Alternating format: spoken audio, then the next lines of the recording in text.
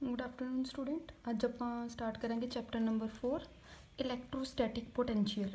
ठीक है, तो सब तो पहला टॉपिक है इलैक्ट्रोस्टैटिक पोटेंशियल एनर्जी। किद्दां डिफाइन करांगे आपां नूं? मान लो ठीक है कि कोई सोर्स चार्ज है वो अपना इलैक्ट्रिक फील्ड प्रोड्यूस करता पिया। ठीक है, कोई चार्ज है टेस्ट चार्ज Q0 वो इनफिनिटी ते पिया होया है। तुसीं उस चार्ज नूं इनफिनिटी तो ਉਹਦੇ ਇਲੈਕਟ੍ਰਿਕ ਫੀਲਡ ਦੇ ਵਿੱਚ ਕਿਸੇ ਪੁਆਇੰਟ ਬੀ ਤੇ ਲੈ ਕੇ ਆਣਾ। ਠੀਕ ਹੈ, ਹੁਣ ਇਹਦਾ ਇਲੈਕਟ੍ਰਿਕ ਫੀਲਡ ਬਾਹਰ ਨੂੰ ਆ, ਸੋ ਤੁਹਾਨੂੰ ਇਹਦੇ ਅਗੇਂਸਟ ਕੰਮ ਕਰਨਾ ਪਏਗਾ। ਉਹ ਜਿਹੜਾ ਵਰਕ ਡਨ ਆ that is non as electrostatic potential energy. ठीक है, ਹੁਣ ਇੱਕ ਤੁਹਾਡੇ ਕੋਲ ਪੋਜ਼ੀਟਿਵ ਟੈਸਟ ਚਾਰਜ ਹੈ Q0 ਜਿਹੜਾ ए ਪੁਆਇੰਟ ਤੇ ਪਿਆ। E ਇਲੈਕਟ੍ਰਿਕ ਫੀਲਡ ਹੈ। ठीक है, ਬਾਰ ਵੱਲ ਨੂੰ। ठीक है, कितनी इलैक्ट्रिक फील्ड के बराबर होंगे? Force upon charge. F E मतलब force due to electric field. So इतों एफ ई आ गया Q0 E। हुण सानू इस फोर्स के अगेंस्ट काम करना पेगा अगर आप सानू ए तो लैके बी तक उस चार्ज नूं लैके आना। ठीक है, मान लो कि फोर्स है F0। हुण जिहड़ी F0 आ वो एक्सटर्नल फोर्स है जिहड़ी आ वाली फोर्स के अगेंस्ट लगेगी ताकि जिहड़ा चार्ज Q0 आ वो ए पॉइंट तो बी पॉइंट वल नूं आए। क्लीयर है ना? हुण उस तो बाद की है, हुण टेस्ट चार्ज मान लो ए तो बी ते आ गया। ठीक है, तो कितनी डिसप्लेसमेंट हुई DR। So work done is equal to F0 vector dot DR। Work done is equal to force into displacement. Displacement small है इस करके वर्क डन भी स्मॉल। सो इंटीग्रेशन करांगे आपां और लिमिट्स की लगणगियां ए तो लैके बी तक। हुण F0 is equal to minus FE।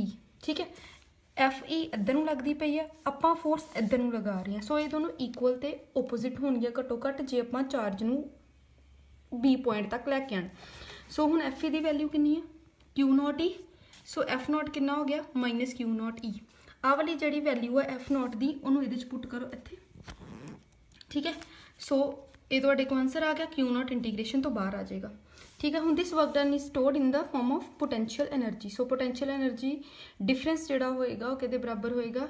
Work done is equal to UB minus UA is equal to minus Q0 integration A to B E dot DR। हुण A infinity आ अकॉर्डिंग टू डेफिनेशन, और अगर A infinity होएगा तो आपां A की जगह ते की पुट कर देंगे इत्थे इनफिनिटी। U इनफिनिटी 0 हुंदी है। ठीक है, इस करके UB आ गया N। हुण क्वेश्चन ये है कि जिहड़ी U इनफिनिटी है वो 0 किद्दां हुई? ठीक है, क्योंकि जिहड़ी एनर्जी आ जिहड़ा वर्क डन आ और जिहड़ी एनर्जी आ वो E ते डिपेंड करती है। इलैक्ट्रिक फील्ड की वैल्यू होंगी 1/4πε0 Q/R²। अगर R इनफिनिटी हो जाएगा तो ऑब्वियसली इलैक्ट्रिक फील्ड 0 हो जाएगा, और अगर इलैक्ट्रिक फील्ड 0 हो जाएगा तो उत्थे एनर्जी की वैल्यू भी जी वो 0 हो जाएगी। नैक्सट है इलैक्ट्रोस्टैटिक पोटेंशियल एनर्जी। ठीक है, it is defined as the work done in moving a unit positive test charge from infinity to a point. उत्थे आपां चार्ज लिया Q0 एनर्जी च, इत्थे आपां इलैक्ट्रोस्टैटिक पोटेंशियल करते पे हैं। ये जो आप चार्ज लवांगे वो यूनिट पॉजिटिव चार्ज लवांगे। ठीक है, सो डेफिनेशन सेम ही है, बस फर्क इन्ना है कि उत्थे Q0 चार्ज सी, इत्थे यूनिट पॉजिटिव टेस्ट चार्ज है। हुण इसदा मतलब यह है कि पोटेंशियल किहदे बराबर होएगा? V is equal to U upon Q0। U तो वर्क डन सेम ने पिछले आर्टिकल च कीता, वर्क डन ही पोटेंशियल एनर्जी की फॉर्म च स्टोर होंदा है। ठीक है, हुण साडे को U की वैल्यू कितनी है पिछे कड्डी हुई? Minus Q0 infinity to B E dot DR। यदि वैल्यू इत्थे पुट कर दो, पुट करन तो बाद Q0 नाल डिवाइड कर दो, Q0 नाल Q0 कैंसल, ये आंसर आ जाएगा। इलैक्ट्रोस्टैटिक पोटेंशियल की यूनिट होंगे ने वोल्ट। ठीक है, सो जिहड़ा potential that is work done upon charge. So 1 volt is equal to 1 joule per coulomb. CGS unit होंगे ने stat coulomb. 1 volt 1 joule upon 1 coulomb के बराबर होंगे। जूल नूं वर्ग च चेंज कर लो, कूलम नूं स्टैट कूलम च चेंज कर लो, तो तुहाडे कोल जिहड़ा वो आंसर आ जाएगा। उस तो बाद ये जो डायमेंशनस ने वो कढ़ने ने। ठीक है, और नैक्सट एक नूमैरिकल है, सिंपल नूमैरिकल है। ठीक है, इनू तुसीं सॉल्व करके देख लो, अगर कोई डाउट होएगी तो पूछ लो। नैक्सट है पोटेंशियल डिफरेंस। हुण ठीक है, पोटेंशियल की करते सी आपां इनफिनिटी तो किसी पॉइंट ते लैके आंदे सी। हुण पोटेंशियल डिफरेंस की करना है, साडे को दोनों पॉइंट फाइनाइट होणगे, आपां एक पॉइंट तो दूसरे पॉइंट तक किसी यूनिट पॉजिटिव चार्ज नूं लैके आना। हुण जिहड़ी डेल्टा U है, चेंज इन पोटेंशियल एनर्जी किहदे बराबर होंदी है? UB minus UA।